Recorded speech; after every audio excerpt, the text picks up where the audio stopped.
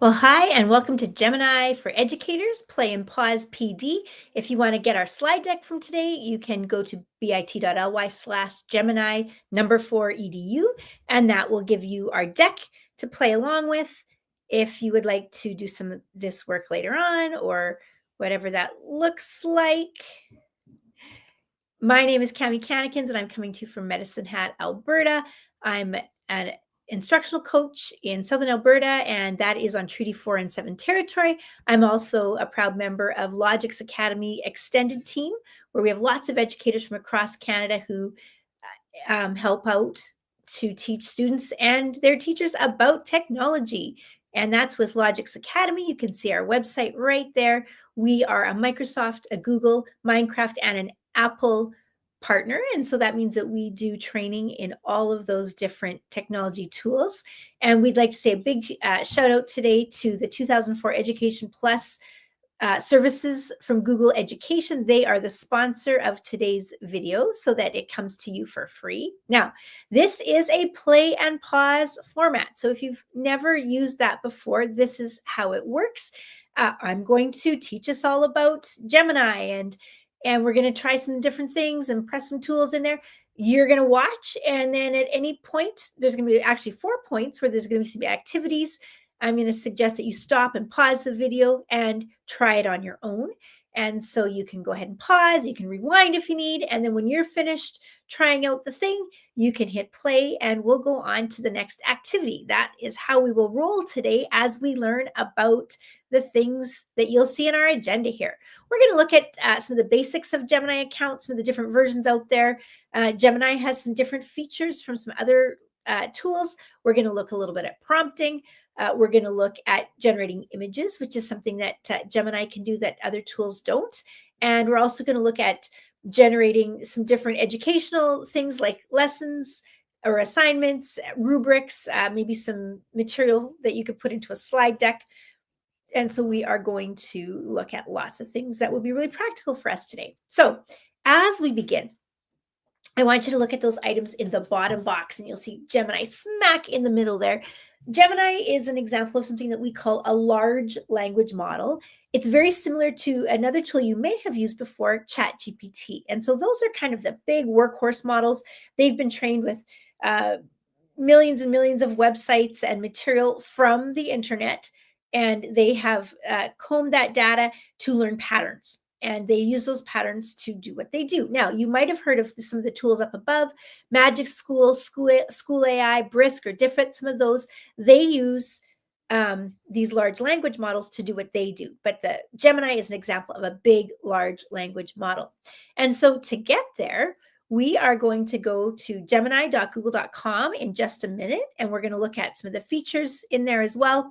As you do that, there's a couple different ways that you might get there. You might have Gemini turned on by your school IT administrator. If that's the case, you will just you can go into your school domain and type gemini.google.com and you will get Gemini to come up. If it has not been turned on by your school administrator, it'll say that you don't have access. In that case, you can go over to a Gmail account and you can log into gemini.google.com there. Now, if you're in your personal Gmail account, it will give you several screens that you work through where you make decisions about what you want to share, how long you want to keep your activity, and those types of things. You can see some examples on the screen. If you're in your school domain account, basically, you just go to Gemini and maybe one screen, and then you're into Gemini. Now, in Gemini, there's 2 different kinds of accounts. The one that most of us will have is on the left. That is the one that if it's turned on in your domain, it is available to any user 18 plus. And in our school domain, we have extra data protection that we don't have if we just use in our Gmail. So in our school domain, whether it's free or not, the free version has extra protection. Gemini doesn't use our data to train its large language model.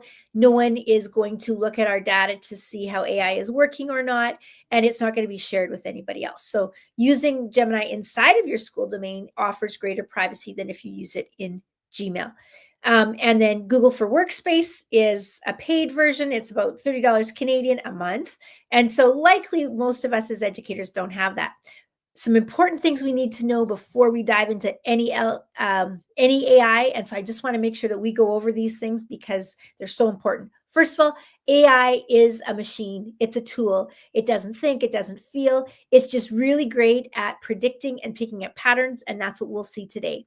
We can use AI to help us out, to save us time, to assist us, to get us over a hump when we're stuck in planning, or to give us a list of ideas to choose from. And so we can often be more productive with Gemini as a partner. But as an AI tool, Gemini will make mistakes. And we'll see that when we get in there, it'll even remind us that often. It will make mistakes. And so then, number 4, we need to critically evaluate the responses. We need to read them. We need to check the facts. If it doesn't give us what we want, we need to ask AI, Gemini, to do it again or try again. And in the end, the facts, the output that it produces, it is our responsibility to make sure that it is accurate. We can't say, oh, that's the AI's fault. If we choose to share something that we generated with AI, it is our responsibility.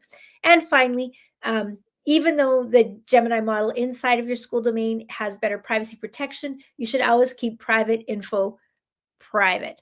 And so things that you would typically be cautious with as far as student data, names, important personal identifying information, you should always be very careful what you put into an AI model. So some important reminders as we get going. Now, we are going to hop into Gemini right away here and take a look at some of the features that we get as we go through, and we will model some of those as we're going today. All right, so we're going to pop over to Gemini here.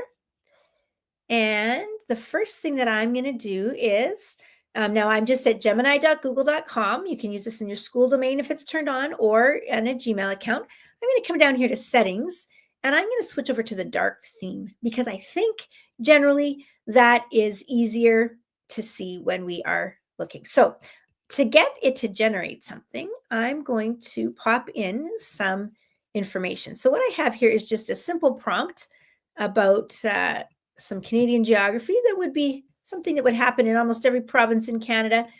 We all learn about Canadian geography at some point. So this one says, provide a summary of the physical and human geography of the Canadian Shield. Now I could choose any area of Canada. I'll just pick the Canadian Shield here. All right. And so here it comes with a summary. All right, so it's given me physical and human, just like I asked. I'm just going to do a quick skim here to test how well did it give me. Did it give me the information that I think is mostly accurate? So it's looked at geography, topography, soil, climate, vegetation. That seems fair. Soil, thin, rocky, poorly suited for agriculture. Okay, I know that's true. Human geography, it's looked at populations, economy, indigenous people, recreation. Those are some good categories there. And then it has a summary. All right. Now, if you look at the very bottom of my screen, you can see that I'm in my school domain here, but it says Gemini can make mistakes, so double check it.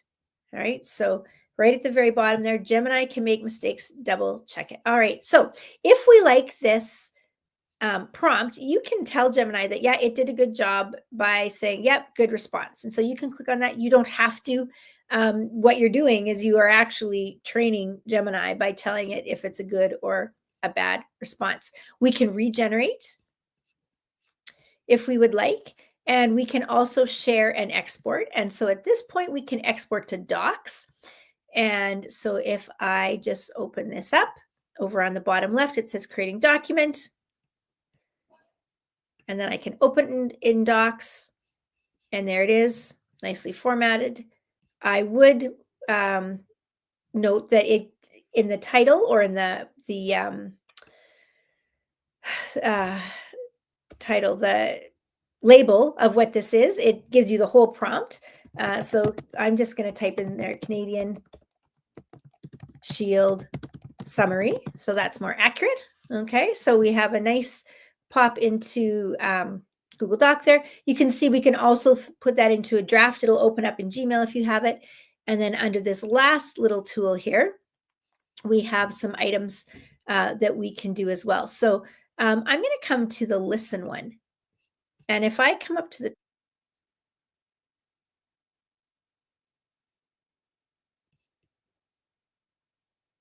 I'm not sure if you're hearing that, but you can see on the side here that I have a little play button and resume, pause.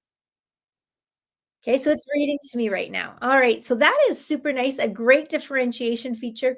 One of the things I didn't note is that um, I said that Gemini is available for students 18 or users 18 and older. Just recently, in the last few months, Gemini has also been made available for users under 13. Your IT would have to turn that on. And it is a very uh, regulated model in the 13 and under. In other words, if students asked for any dangerous topics like how to build a bomb or how to do something inappropriate, it would not give them any information. So just note that if you, at this point, Gemini can be turned on for students 13 and above, um, but it does have some differentiation tools built in as well. We can listen to its response. We can also use the microphone down here to give the input if we would like. And so we can do that as well. All right. We can also regenerate. So I'm just going to click on this regenerate button. And then it's given me some different information. You'll notice here that before in physical geography, I had 5 items. I think I only have 4. Same thing here. I had 5 items in human geography. One of them was economics, and now it's just turned that all into resource extraction. So it is different. It does give us some different pieces. Now, if at the bottom, you'll see here now I have 2 out of 2. So if I want to go back to the previous version, there it is. All right. So if I regenerated, it would do that. Now, sometimes in Gemini, some versions also will give you draft 1, draft 2, draft 3 to choose from at the top. If you get that, you're welcome to poke around and see if you are liking one more than the other, but you can also always regenerate. Okay, so those are some of the different things that we can look at. We are going to give you a chance to try that out in a moment. Some sample uses of Gemini, you can save time. We just created a really quick summary. I could use that to make materials. I could use that for lots of things. We talked about differentiating. It's a great brainstorm partner. It's great for scaffolding. We can customize to student interests. So let's say we have a student that really likes hockey and one that likes basketball and one that likes curling. We could make customized materials really quickly for students that really work for their interests. And what I'm most excited about for AI as use with students is the feedback that it can give more quickly than I as a teacher can go through by hand. And so those are some great examples of way that we can use AI. Now, here is activity number 1. If you haven't yet created a Gemini account, you can go ahead and do that. And you can also try a simple prompt in there. Physical, you can use the one that I had. You can do anything that you're interested. If there's something, a lesson that you're teaching coming up, go ahead and do that. Now, it is important, I would say, when you're testing with AI, and you need to just test it, use it. Use it in ChatGPT, use it in Gemini, use it everywhere, see what it does. Use it with something that you're knowledgeable about, because then you are a better filter of the extent to which that information is true or not. So here you go. If you want to just pause the video right here, and you can test out Gemini and see how it does.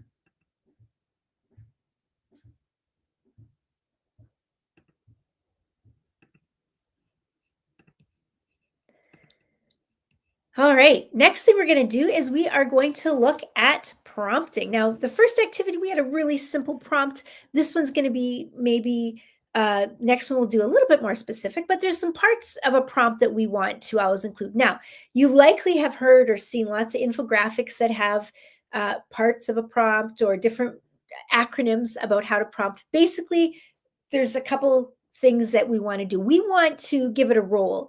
You are a fourth grade teacher. You are a third grade student. You are a professor of nuclear physics, right? Give it the role. You might maybe give it an age if you want, or a position. Are you a teacher? Are you an administrator? It also can help to give a location sometimes. Are you in Canada?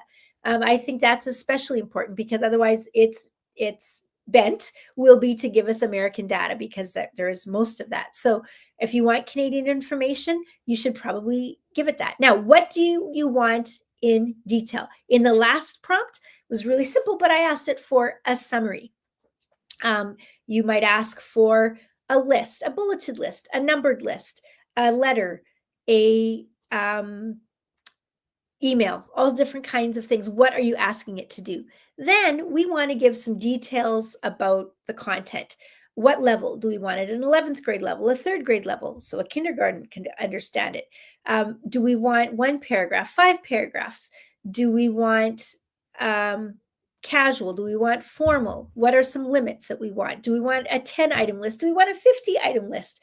You can be specific with what you want it to produce. The better your prompt, the better your output. And then finally, give it some information about a format. We talked about some lengths. We can talk about the style. We can also ask it for some specific formats. You want a poem with 6 stanzas. You want it to come in a table format. You want it to be bulleted. Those are some different formats that we can ask it for. And so here, if you get the slide deck, these are, again, some tips on how to write a great prompt. There's some specific examples, and you can see on this screen where the X's are, these are really short. Class activity, create project plan, educator talking points. We haven't given a persona there. We haven't given any specific details. We haven't given any kinds of examples. And so we can do better. And there's a good example prompt on the top left here. All right, so here is the example prompt that we're going to try. So what I've done on this screen is I've given you kind of a sample prompt, and then I've filled it in on the bottom, and we're going to run that one in just a moment. So first of all, we're going to be a 5th grade teacher. So there's that role or that persona. Create the text for a slide deck. So that's the format. We're going to create the text that we would put into a slide deck about, let's go with physical and human geography for 5th grade again, and we're going to ask it to include speaker notes. The first slide should include text on the objectives. The last slide should include text for formative assessment and student activity. So that's what we're going to ask it for. So I'm just going to get that prompt copied, and we're going to come back over to Gemini here. We're going to paste it in. Okay. Here's Gemini. So when we work in Gemini, what we do is especially because we're just kind of continuing in the same topic, we're going to keep in this same chat. And so what happens with Gemini is it remembers the things that we have before it. So it knows that we've been talking about the Canadian Shield. It's going to remember that as I put in this prompt, which is still kind of on that idea for Canadian Shield. So now I'm looking for the text that I would copy into a slide deck and speaker notes. Let's see how it does. I'm going to press submit.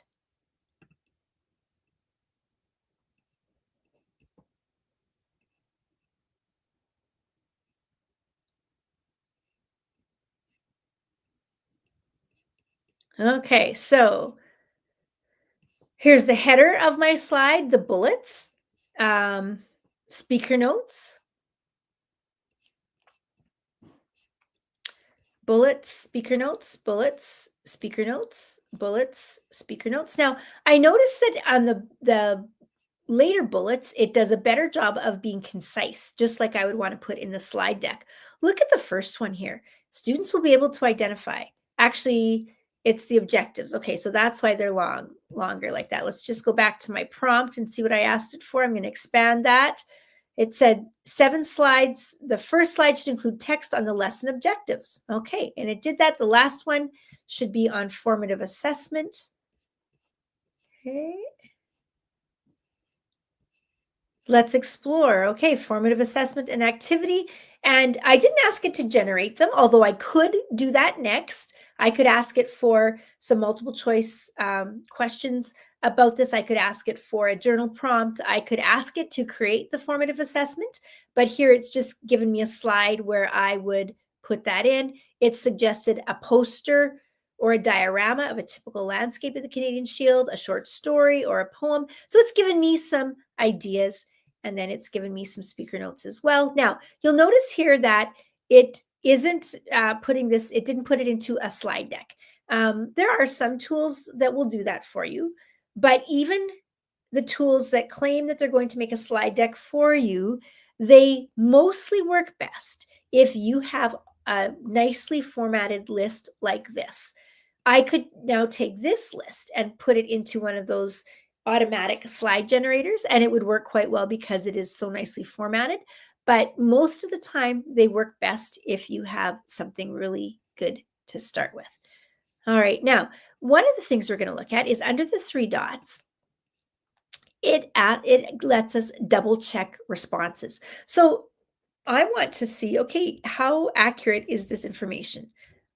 Because it's a topic I know a lot about, I've given it a skim. It seems mostly pretty good. Now, what it should do is, if you look in the bottom left, I'll just see if I can prompt that again. It says unable to double check, try again later. Well, that's disappointing. So it's done it twice. So it's probably not going to do that for me today. Hopefully for you, you will be able to get it to double check. I do have a slide that we can take a look at what that should look like. Okay, so let me just pop over to my deck here and we'll take a look at what we should have seen. Okay, so what you should have is if you use that double check response, what should happen is you should actually get a color-coded version of your response. Green is going to be something that's found in a Google search on the internet. So it's like, yep, here it is. And it might even give you some websites to try. Kind of an orange color. A link is provided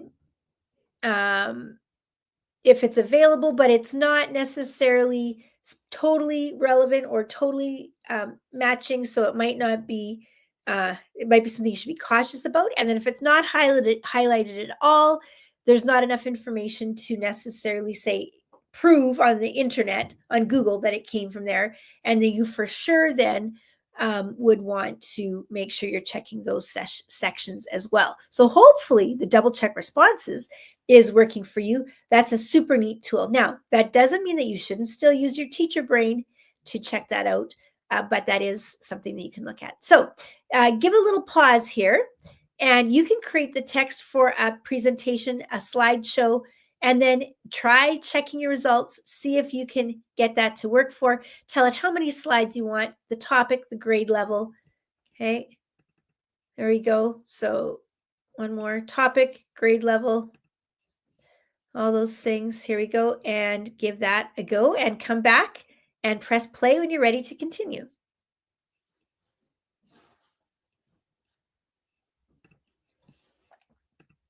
All right, the next thing that we're going to look at is we are going to generate some images. And this is something that Gemini can do. ChatGPT, the free version, might not be able to do that for you. It depends on which version you're using, but let's give this a try. And so this is one of the great things about Gemini. So we're again just going to make sure we're in Gemini here. Pop over to Gemini. And so we're going to scroll down and we're just going to keep going in this string. So I'm still in the same chat. Now, I could upload an image. So that's a really neat feature of Google is you can actually, or Gemini, you can upload an image and ask it use that image as part of your prompt. What we're going to do today is we're going to get it to generate some images for us. So here's my prompt. Again, who am I? I'm a fifth grade teacher. I want 4 images for a presentation about physical and human geography of the Canadian Shield shared with a 5th grade class. And then one of the things with images is it's always a good idea to give it kind of a style that you want. Like, do you want it to look like a photo? Do you want it to look like a cartoon? Do you want it? What's a watercolor painting? What would you like it to do? I often like to use a realistic illustration style. I find that it's sometimes more accurate than when it tries to do a photo. Now, I'm going to give that a go. Press submit. Come on, Gemini. There we go. All right, so it says creating your image with Imagine 3. That is the image generator that Google uses. And usually, oh, well, that's disappointing. Usually it gives several. Okay, so I'm going to say that's a map of North America.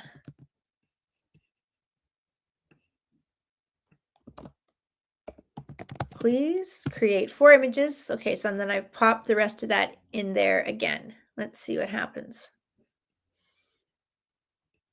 So we can see right here, AI doesn't always get it right.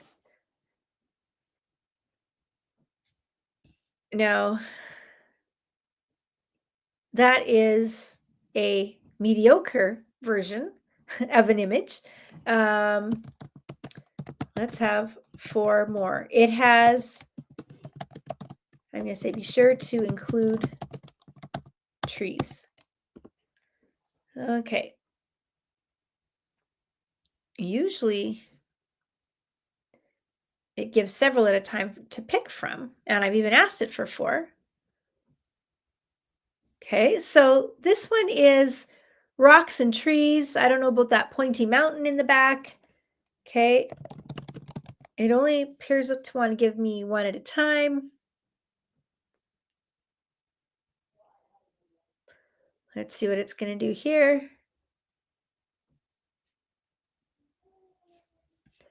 Okay, so this is a river, rocks and trees. Let's say, okay, how about a high angle view?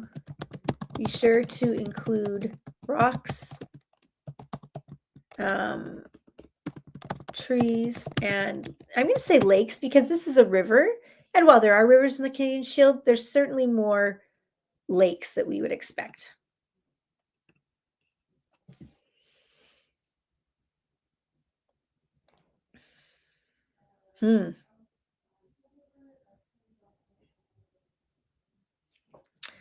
Well, that is a really high angle view, and that probably is fairly much the Canadian Shield. So, of all the times that I've tried to do different regions of Canada, today is probably the most disappointing. But you can see I've just kept trying, and eventually it's gotten better. If I was going to keep going, I would ask it to show some physical geography activities in the Canadian Shield, and it would probably give me something to do with mining or something like that.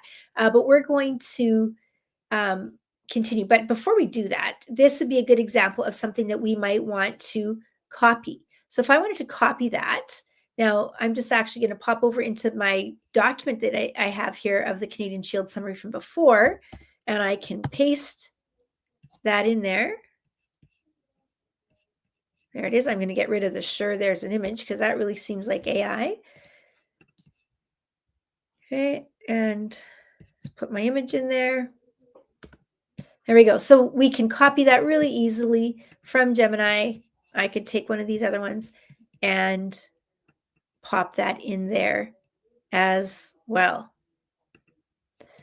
All right. So why don't you go ahead and try some images in Gemini? I hope you have better luck than I did today. You can copy or you can download those images, save them as an image file to your Google Drive, your desktop, wherever you save your images. Go ahead and try that. Then come on back and we'll do the last activity.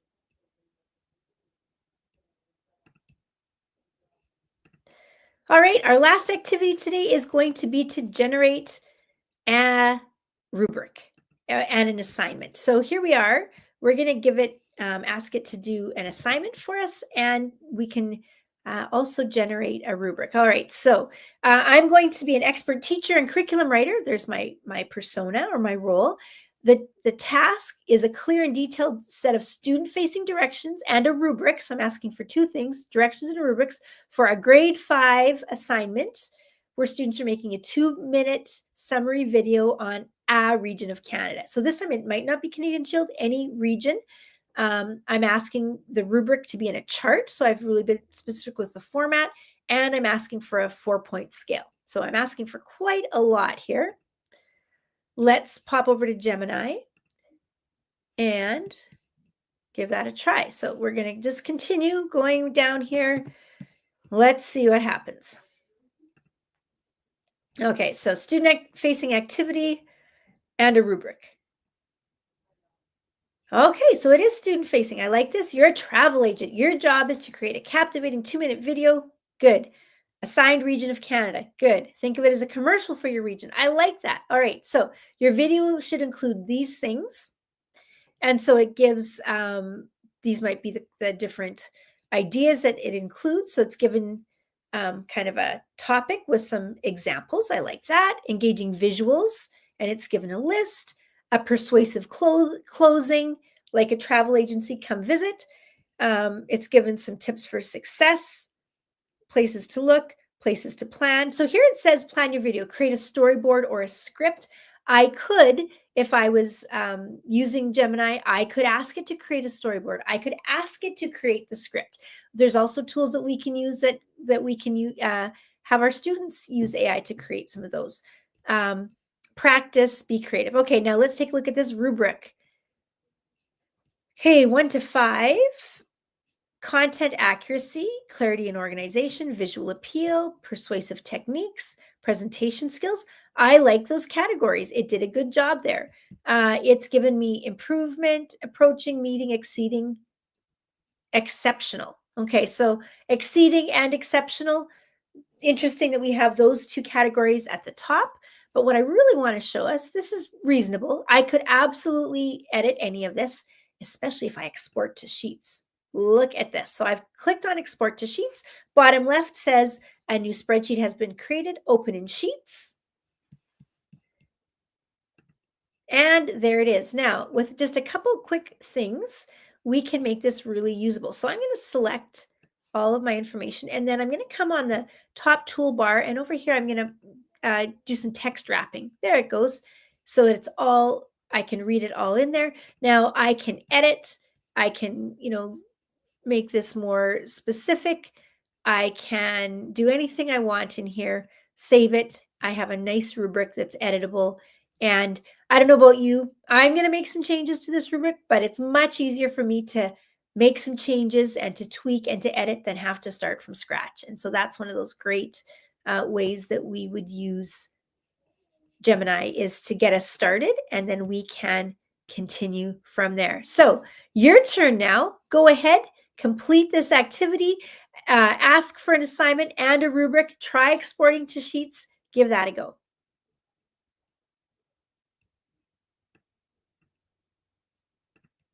Okay, I hope you made yourself a great rubric. As we finish up today, I would also like to let you know about a great tool if you want to learn more about AI in general.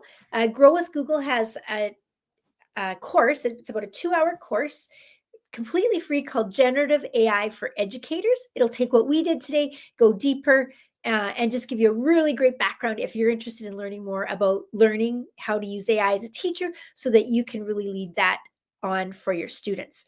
And so I would love to say thank you for learning about Gemini today. The biggest thing about using any AI tool, whether it's Gemini, ChatGPT, whatever you're using, practice, practice, practice.